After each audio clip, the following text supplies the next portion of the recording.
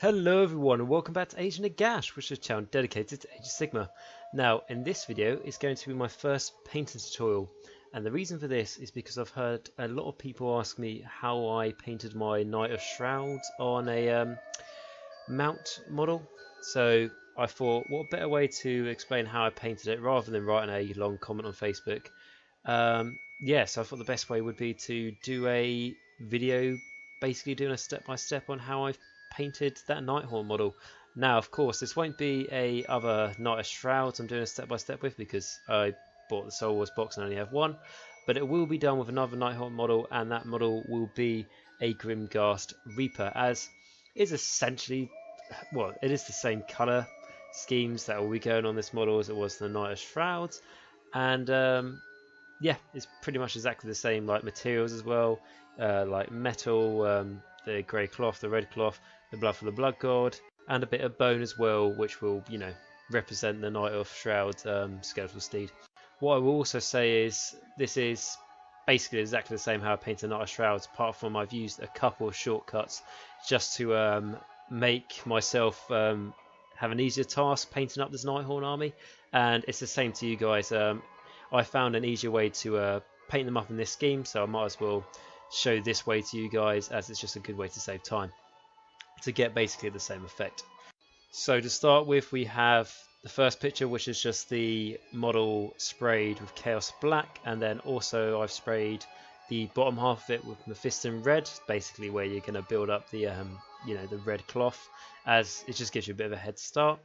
Then the next job is to put another layer of Mephiston Red onto where the red already is. Now this might seem like a waste of time, but it's basically, yeah, sure, the spray is called Mephiston Red, but it tends to be a bit more pinker, I think, and it can seem to fade away a little bit, so it's good to have another layer of Mephiston Red on it just to get a really nice base colour. And then after that we move on to doing a wash over the Mephiston Red. Now this is just going to be a 50-50 wash with Nuln Oil, with just water or Lamium Medium, whatever you would prefer. And this is really obviously just to get the wash into the recess, so we add a bit of depth to the cloak. And then the next stage after this will be to build up that red, and this will involve dry brushing it with Evil Sunz Scarlet. Now with this you can dry brush all the red of it. Obviously there's no worry about it going on the different colours here, because this is why we are painting the red first, so we will be doing a lot of dry brushing here, so any of the mistakes you made by making go on the different materials won't matter at all. Then the next job is to dry brush the red with Wild Rider Red, and you want to sort of be more specific where you dry brush this. Not to worry too much, but tend to not dry brush it in the sort of like flat areas of the cloak, because you want this to really pick up the sort of edges and the ridges of the cloak and the raised areas. And then after this, the next one is to dry brush it with Troll Slayer Orange. Now with this you do want to be quite specific, just dry brush the edges of the red, because you don't really want to put this all over the red, otherwise it won't look right and then you'll muck it up. So like I say, just dry brush this on the edges and the sort of very raised areas. The next one is to dry brush it again, but this time with Fire Dragon Bright. Now this is really bright, this is incredibly bright orange, it's not even red. So with this, just dry brush the edges of the red, and that's pretty much it. Dry brush the edges, slowly going up the cloak, but not too far at all, as you just really want this to highlight the edges. That is the red done for now, before we apply Blood for the Blood God on the end. As you can see, it is definitely popped a lot more than it did at the start. So we then move on to the upper body, and in specifically we're going to paint the grey of the upper cloak, and then the sort of I think it's the trim, I think the best way is to put it, of the hood for the cloak, and then also the chainmail. You want to paint the upper cloak with Eshin Grey, and then you want to paint the brown trim of the hood with Gorthor Brown, and then you want to paint the silver with Leadbelcher. You then also want to do some washes on top of this, so you want to wash the grey with Nuln Oil, you'll then want to wash the Gorthor Brown with Agrit's Earthshade, and then you want to wash the silver with a ratio of 50-50 of Agric Earthshade and Nuln Oil for the things like the chainmail and stuff. Basically just to make it look, get good recesses in there with the Nuln Oil, but the Agrics will make it look a bit more dirty and a bit more gritty.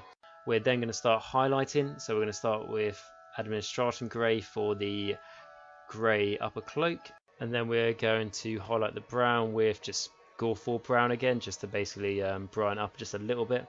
And then we are going to use Rune Fang Steel for the silver.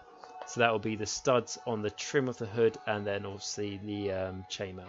We then move on to the weapon. So of course his scythe, we're going to paint the wooden handle of this scythe with Rhinox hide, and then we're going to lightly dry brush it with Gorthor Brown, and then onto the blade of the scythe we're going to paint this with Lead Belcher.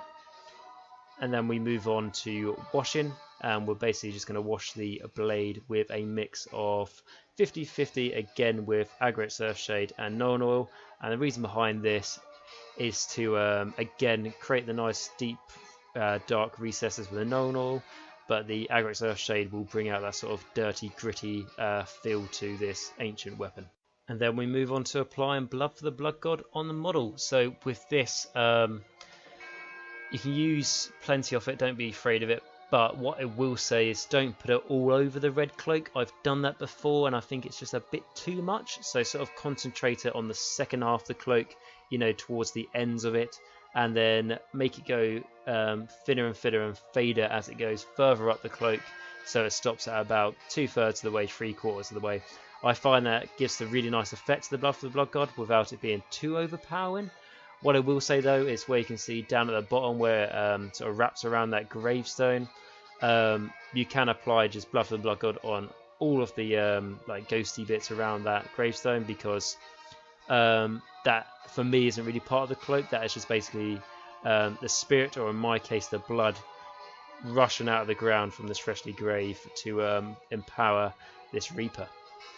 And then obviously the other parts are the basing. So I go for a grey rocky ground, which starts with a Astro Granite Debris basin, which is just one of the texture paints from Games Workshop. I put that onto the base of the model, and then I put Nuln Oil over it, obviously get the nice recesses in there and make it add some depth. And then I dry brush it up with Dawnstone Grey, Administratum Grey, and then Crackstone on top of that, and then a little bit of Temperstone just to add a little bit of layers to the grey there. And then on top of that, as you can see, I put tufts on it. So I can't remember what these tufts are called, but they are the brighter one out of the two available from Games Workshop. It doesn't matter which ones you go for, but they're just the ones I had. And then I apply the snow on top of that, and the snow is done with the really nice texture paint from Games Workshop. That is the Valhallan Blizzard. So I think this is really nice. It makes the snow look really sort of wet and realistic for a very long time, even it's after dried up. And it's a nice way to seep blood into it as well, which ties in with the theme of the sort of, you know, Blood for the Blood God, the sort of blood hosts of the Nighthaunt I've been doing. And then the tombstone, in case you're wondering how I painted that, that was just with a Abaddon back base with a Caliban dry brush, a fairly heavy dry brush on top of it, and then I did a light dry brush of Moot Green on top of it just to catch the edges, and then I did another light dry brush on top of that with Flayed One Flesh just to bring it out again. And the reason I went for like that sort of green ghosty feels, because, you know, obviously it looks ghosty and undead, but also the green will make the red pop more, because if you look on a colour wheel, I mean, I'm not an expert at art, but I know that green is opposite red on the colour wheel, so they make each other pop. So that was the idea behind it. And then obviously with the base, I've just used Eshin Grey as the paint around the rim. I personally like that. That's what I do for like all my death models, just because it's quite a dark colour. It's not as dark as black, so it ties in with the base of your model, but also it's not too vibrant, so it won't draw the attention of your eye to it. I mean, what I did before was Steel Legion Drab, I believe it's called, which is a brown paint. And the only problem is because it's a fairly bright brown paint, it could easily catch your eye when you looked at the model rather than looking at the actual model itself, which I wasn't a big fan of. So yeah, that's the model. I just wanted to do a painting tutorial for you guys. This is the first time I've done one, so please let me know how you think it went, if there's things you'd like me to improve, and also if you'd like me to do any more of them, because like I say, this is the first for me. I don't want to say that I'm a really good painter, because there are some amazing painters out there, but I just had a few people ask me how this was painted, so I thought it'd be a nice way to do a video. And yeah, it's actually quite interesting noting down all the ways that I've painted this model, because usually I'll paint this one Nighthaunt model and then I'll paint another Nighthaunt model in, I don't know, a week's time, 2 weeks' time, and I think to myself, oh, exactly what was the combination, how I achieved it, and then I can actually just for myself look back at this video and I will know it nice and easily. And yeah, I've tried to list all the paints, which I believe I have done in the video, so if you guys want to pause at a certain bit, you can see what paints you have with you, or if you need to buy them if you really want to paint them like this. And yeah, so if you'd like me to do more painting tutorials, please let me know down in the comments. And alternatively, if you'd like me to do any other videos like lore or tactics, whatever, let me know down in the comments as well, as it's good to know what you guys want, so I can produce my videos, you know, tailored to you guys, rather than me just trying to think what you guys would like, because the most videos I can make is probably one a week, so I don't want to sort of make it a misfire. I want to make it a video that you guys would be interested in, and hopefully this is one of them. So again, I will say of this video, this might not be the best order to paint this model in, but for me it was the best order to be able to demonstrate how I paint different parts of it. But I will say always start with the red first, because in this case where I've dry brushed it, which in the last case I layered it up with the red, and it just took much longer than it did in this one. So when you're dry brushing the red, you do want to do that first, otherwise it will just bugger up the whole rest of the model, quite frankly. So again, I hope you've enjoyed this video, guys, and if you have, please like, subscribe and comment down below, and let me know how you're painting your Nighthaunt as well, as I'll be interested to see all the different colour schemes there are out there. So all that is left for me to say is thank you as always for watching this video, and until next time, remember, Nagash is all, and all is one in Nagash.